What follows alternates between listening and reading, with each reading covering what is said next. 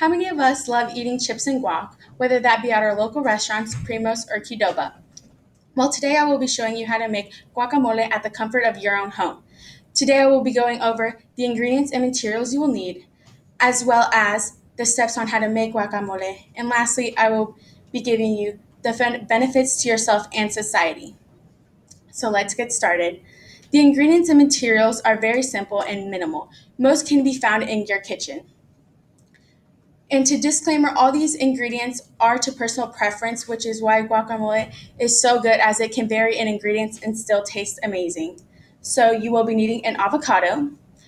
And to pick your avocado, craftsy.com states that by pressing on the bulbous end of the avocado and it's soft, that means it is ready to eat. But if it's hard, you should let it ripen up for a couple days. You will also need tomato, an onion. You can use purple, yellow, or white, whichever you'd like. I'm using white today. You also need a lime, cilantro, and for seasonings, you of course can add whatever you want. I will just be doing salt and pepper. Now for the materials, you will need obviously a sink so that you're able to wash your tomato and cilantro, paper towels so that you dry them off, a cutting board, and a knife. So let's get the pit rolling on how you make guacamole. So first you want to wash your produce, dry it off, and then you want to cut your your tomato, and you want to dice a fourth of a cup, and then do the same for your onion. Then you cut your lime in half, and you're going to squeeze it. You could use a lime squeezer, or Alpha Foodie states that by taking your lime and rolling it with a bit of pressure on a flat surface, it gets all the juices flowing so that your squeeze is a lot easier if you choose to do that by hand. Then you will take your avocado and pit it. And once your avocado is pitted, you want to scoop the avocado flesh into your bowl. And with a fork, you want to mash it.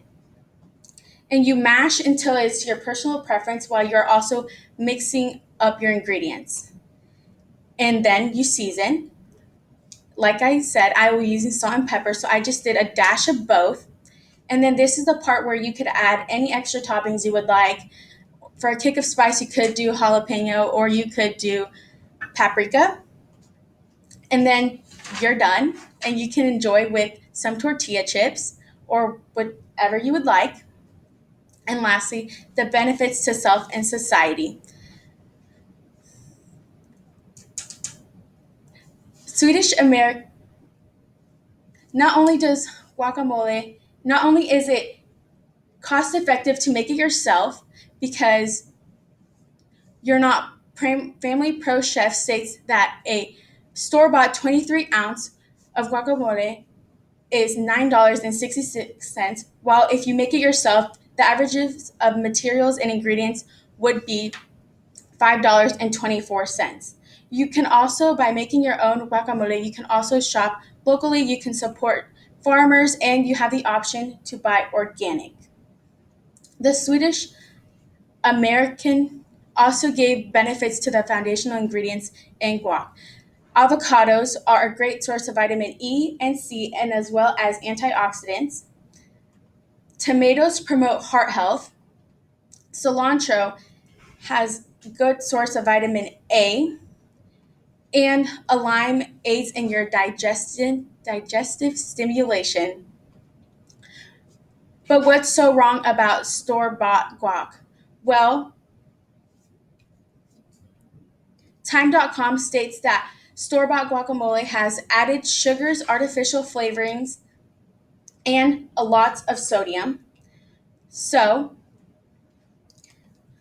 now that you have learned how to make guacamole, I will recap on what we've learned today. I went over the ingredients and materials you will need, how to make guacamole, and lastly, the benefits to self and society. So I hope you learned something from my speech and that next time you're at the grocery store, instead of buying the store-bought sugar-filled guac, that you choose to buy the ingredients and make it fresh at your house. Thank you.